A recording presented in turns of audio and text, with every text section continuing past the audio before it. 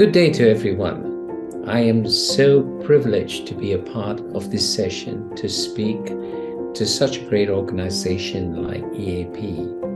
And my greetings and my address is to parents, family, community, and staff, particularly when you have a child who is struggling with autism. I also want to thank the sponsors that are here supporting and being a great part of community to support family and even the child with their challenges. My role today is to talk to you more on the struggle with anxiety and disappointment and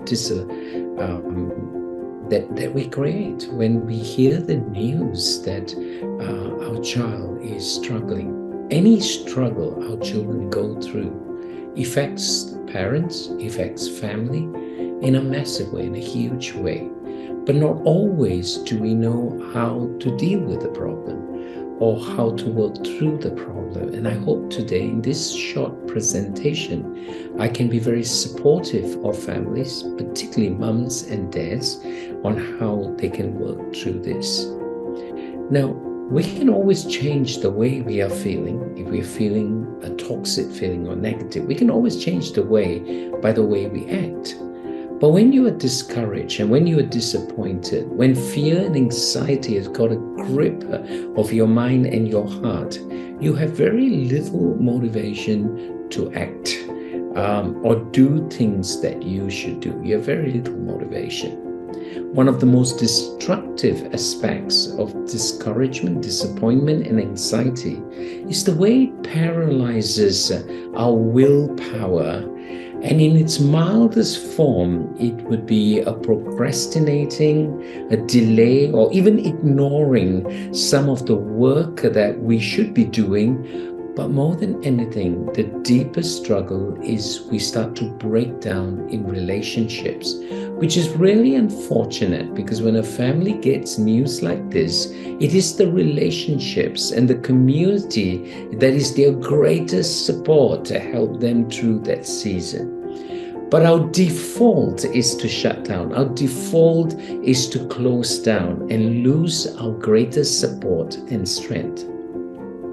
We can go into some very passive-aggressive behavior.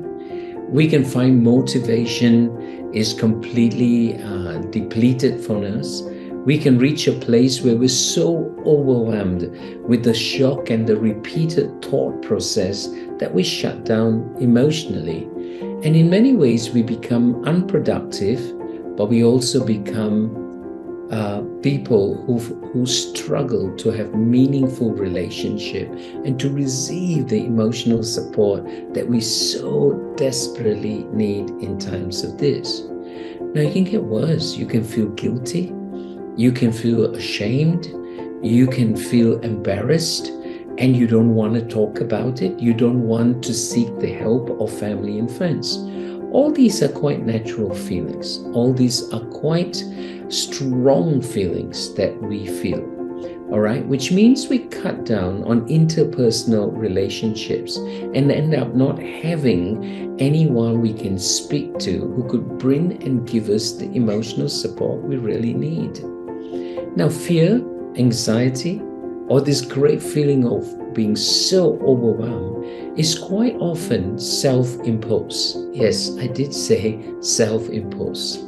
You may be surprised, you may even be upset that I would say it is self-imposed. Even when you feel it's a force that is beyond your control, you feel this anxiety begin because of the news you heard, particularly concerning your child, although we can use this in any area we like, all right, in what we're doing. And we can feel nobody understands me, and that can be the struggle.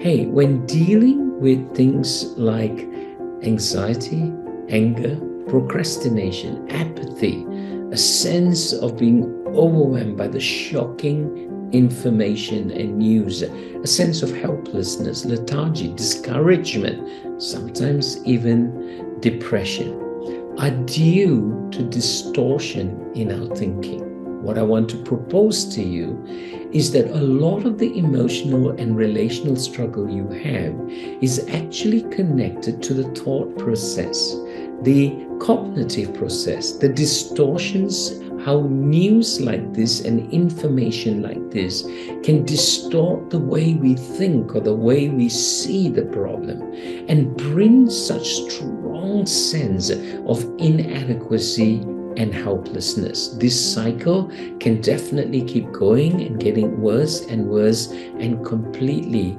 destroy all the support that you need, mom, dad, and family, that you so desperately need. Your defeating negative thoughts can make you feel really miserable, angry, aggressive. Your painful emotions in turn convince that your distorted thoughts are actually valid. And so a self-defeating process takes place between the cognitive thinking and the emotional feeling. And they go into a cycle, and the cycle spirals down deeper and deeper. And you can find yourself in a place of extreme frustration, irritation, anger, and you're taking it out on the people around you who are trying to support you, and you're taking it out on them. Or the other end, you can feel so defeated, so disappointed, so depressed.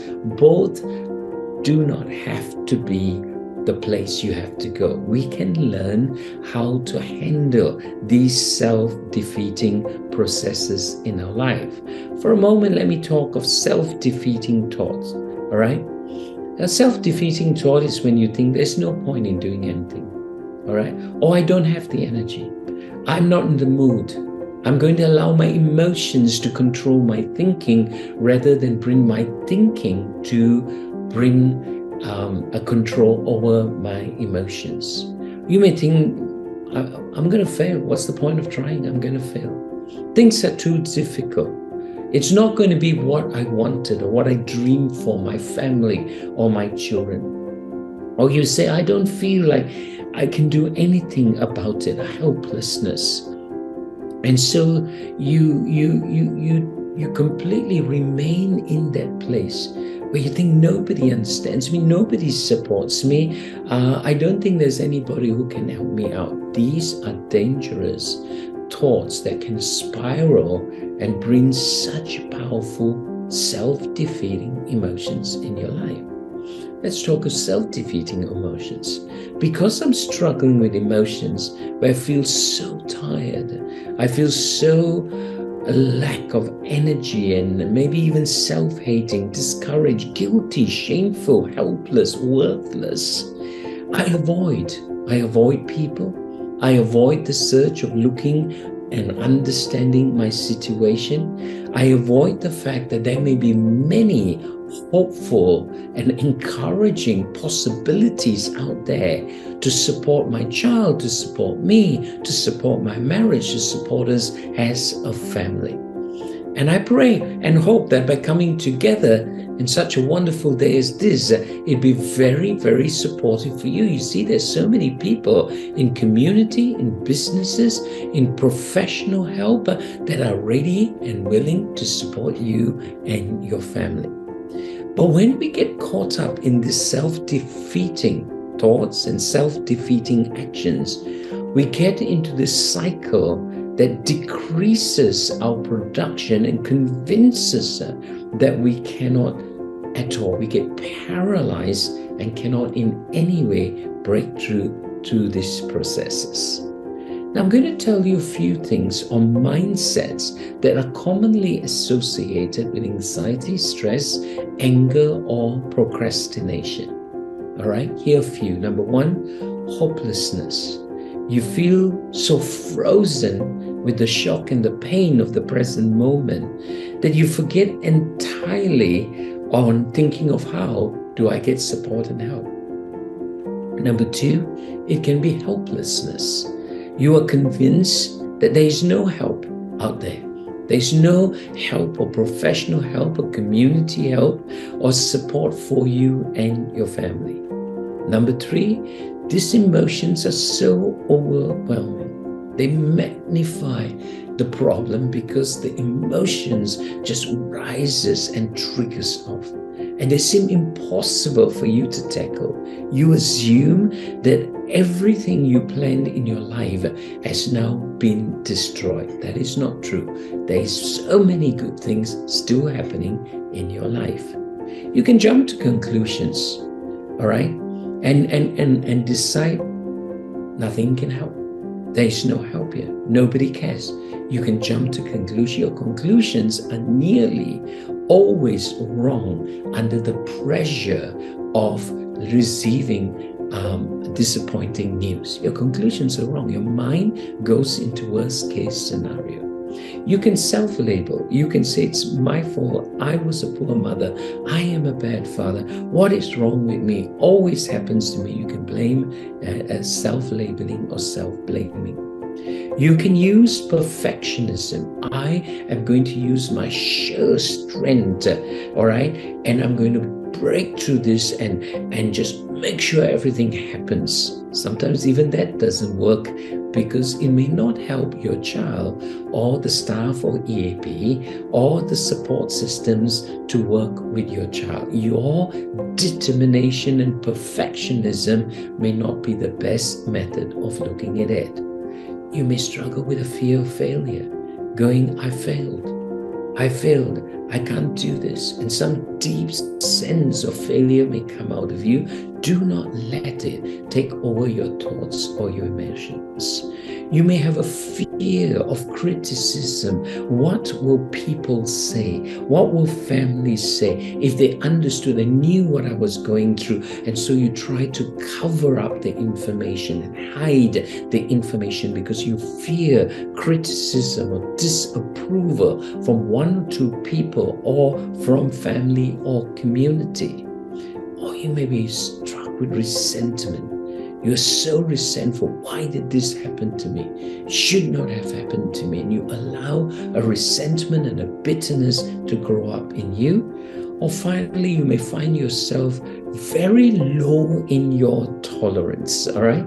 Now, that doesn't help because you don't have the calmness in mind and emotion to sit with family, to sit with the professional help, to sit with EAP staff and design an appropriate process for your child. So really, you need to find the tolerance and not go into panic or rage to try to solve the problem, but tell and teach yourself to be calm, both emotionally and cognitively, so we can find solutions that are the most effective, not only for your child struggling with autism, but for all the family and community that has been affected. All right? Listening to me, you may say, wow, I have this dreaded anxiety. All right? And that's because we did not learn to have techniques on how to handle it. There are actually techniques on how you can handle disappointment, shocking information, trauma, everything. There's a capacity in the human because we are so beautifully and wonderfully created, because our mind is amazing and has something called plasticity. That means it can reprogram itself, because we have a will which is amazing. And when we receive the support of friends, family, and community, your will can be so buoyant, it can rise up again with such wisdom, understanding, love, and care. And yes, it may shift and turn the circumstances of your life, but it actually may shift and turn the circumstances to be far more caring, far more loving, far more people conscious, and that you have ever been before. So there is light at the end of the tunnel. You and I must ask, what is the secret of people who can face challenges and come out of it so well? What is the strength that people who go through extremely difficult crises can still bounce back?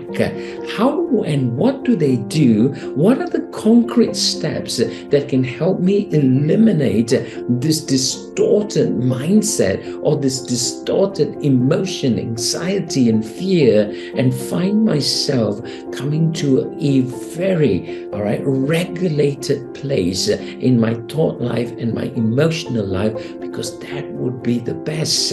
especially as the parent, that will be the best you to help you in this circumstance with your child and other members of your family. Emotional regulation, cognitive regulation. No point going off the deep end and losing the plot and being anxious and angry and taking out on the people. No point going to the lower end to be so overwhelmed with depression and fear and anxiety, and you allow yourself to be crippled. The only person, listen, the only person in the world that can upset you is you. Did you get that? The only person in the world that can upset you is you. If you say, I'm so upset, I'm so hurt, I'm so anxious, that's because you made a choice. And the moment you make that choice, you build up the anxiety in your mind, in your body, no one else. And every one of us knows our physical body does not take anxiety and stress well. You're going to find yourself having medical problems. You're going to find yourself having backaches and neck problems and breathing problems because your human body is not designed to take such strong, anxious thoughts or anxious emotions for long seasons of time. You will start having secondary problems in your physical body. That's not where we want to do, all right? We want to define what triggers these automatic negative thoughts and negative emotions. What triggers it? We want to stop, slow down, stop. If necessary, breathe in. All right, very good for your body and your thought life. Just breathe and calm.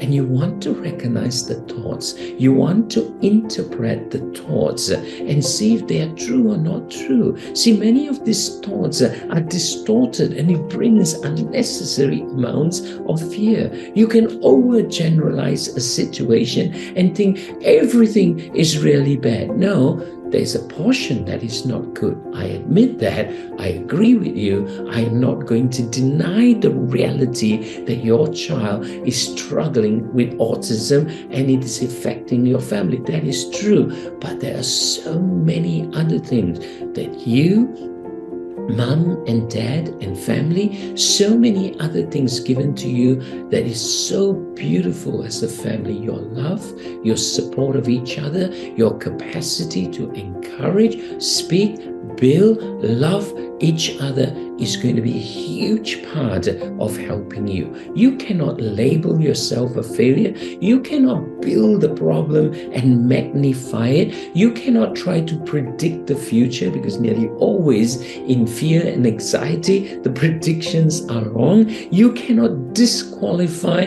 the positive approaches, professions, medication, staff, and the ongoing research that we have on the neurological mind. All this you will dismiss, all these good things you will dismiss if you do not look at what is going on in your life. So I'm going to give you a simple 3-step process. Very simple, very easy to do, very concrete, and it works. It works and helps you deal with the anxious thoughts, with the anxious emotions, and helps you reconnect into meaningful relationships. Mom and dad, your relationship has to be strong and good. Your relationship with other members of the family, your relationship in the workplace and in the community. You spiraling down to depression or to rage and anger is not going to help. So you have to go, I'm getting angry, I need to do something. I'm getting depressed, I need to work on it. And you can. You have that much capacity in yourself. So step 1, are we ready? Step 1 is your mental process. You want to stop and apprehend your thoughts. You want to identify the mental thought. For example, you go, I'm so stressed, I'm so anxious, and now it's coming out as anger and I'm snapping at people. What's wrong? What's the thought? What's the thought? If you take a moment to be quiet and you go, what is it that is going round and round my mind? And then you go, oh, I'm blaming myself. I am feeling guilty and blaming myself, thinking my child is struggling with this, it must be my fault. Now remember, parents, because we love our children and we want to protect and care for our children, when anything goes wrong with our children, we think it's our fault. That is the default of your mind, and that's because you care and love your child. But the default is wrong. Right? The thought is not correct. It is not your fault. And you have to stop and going, I'm blaming myself. I'm blaming somebody. I am blaming myself. And if you take a moment to write it down, whether it's on your iPhone or whether you're writing it down on your journal, take a moment to go, I am blaming myself. Or you can sit down with your spouse or with a member of your family and you can go, help me. I keep blaming myself. I know it's wrong, but I keep blaming myself. Step one, you've apprehended the thought. That is 50% of the role going, that's where it's coming. Every time I blame myself, every time I say, it is your fault, you are a bad person, you are not good, I get more guilty, I get more shame, I spiral the emotions, and I feel so anxious, and I'm flowing down to be down and disappointed and despair, or I'm working it up to anger. I caught the culprit who is running around in my thoughts. Now you may have thoughts that says, it is hopeless, it is hopeless, it is hopeless, it is hopeless, there's nothing we can do, it is hopeless, you may have a thought like that comes into your head after you think of what's happening where you go, and every time you're going, it's hopeless. And when the staff tell you, they will tell you 90 things of how your child improved, but one thing your child didn't improve, and you go, it's hopeless, it's all hopeless, it's all hopeless. Actually, your child improved in many ways. They are getting better, and the staff are celebrating how well they are doing. Yes, they may not be doing in one or two areas, but they are doing good in many areas. But your mental process, your thought life, you are now identifying is overgeneralizing. It's either blaming myself, it's overgeneralizing, or you are looking at it from an emotional place, or you're looking at it from fear and shame. People will criticize me. People will condemn me. Can you see? They are all these mental processes that are wrong, and I want to write it down as clearly as I can. I want to write it down. Step two, I want to analyze my thoughts and go, I am overgeneralizing. I am blaming myself. Write down. In the next paragraph, you go, this is what's wrong. I am blaming myself. I am blaming my husband or my wife. I am blaming my wife's family or my husband's family. Very common for us to do. It's your side of the family. It's your side of the family. We do this because we are trying to find answers. I understand that. We're trying to find answers. But really, no point blaming anybody. It's only going to get your thoughts and emotions spiraling in a very toxic, negative way, and it's going to affect your health and your relationships. Don't let that happen, but go, no, I have some wrong thinking processes here. I'm going to, I've been blaming my family. That's wrong, which takes us to step 3. And in step 3, you're saying, I'm going to change the thought.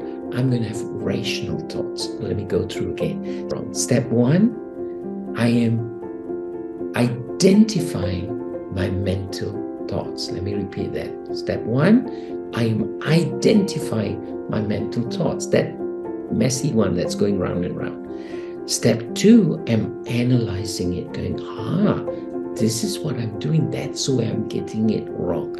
I shouldn't blame anybody. I shouldn't blame myself. I shouldn't overgeneralize it. I'm analyzing. Step 3, I'm bringing a rational thought. I'm becoming rational. I'm teaching my thoughts to be rational. I'm saying, no, it's not your fault. I'm saying, I'm going to search for strategies. I'm going to read a book about autism. I'm going to check the internet and make sure I understand better about it. I may even attend a seminar. I may kind of join the families in EAP so we can talk to each other and learn for each other. All right? I may even have to seek professional help, a counselor, a mentor, a life coach, so that I don't sink, but I am really healthy emotionally, mentally, relationally, family-wise. I am healthy. That's the best me. And the best me is needed to take us all through this journey without destroying our relationships and our life. So I'm going to repeat myself. In the 3 steps that I gave you, which is simple, but it does need practice. You need to get a notebook, or you can use your computer, and you need to look at the 3 steps. So here, take a moment, write it down on your phone, the 3 steps, all right? Number 1, identify your mental thoughts. Identify that crazy, toxic, unhealthy thought running around. Identify your mental thoughts, number 1. Number 2, analyze your mental thought. Analyze it, find out where it's wrong. Going, oh, there it is. I should stop blaming others. I should get away from the hopelessness. I should be open for love and support from family and friends. I should listen to the professional help I'm getting for I'm analyzing my thoughts. Number 3, I'm putting down rational thoughts. Don't blame yourself. It's a rational thought. All right? Simple, very. Seek help. Build a support system. That's good. All right? Search for strategies. Get more information. That's a rational thought. All right? Sit down and talk with our facilitators and coordinators at EAP. They may help me understand.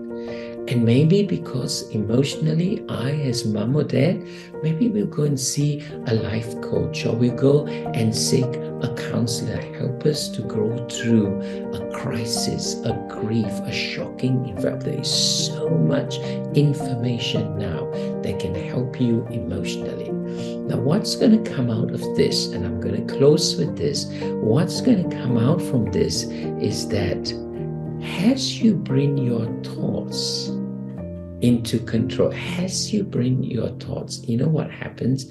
As you bring your thoughts, it tends to diffuse the anxiety. It diffuses the anxiety.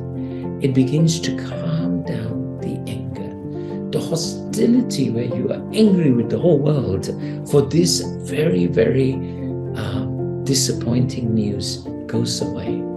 And suddenly you bring your intelligence, your love, your compassion, your understanding, and they rise up, and you can help your child, and you can work with your child in a stronger way. You can find that you are able to do this in a far more powerful way.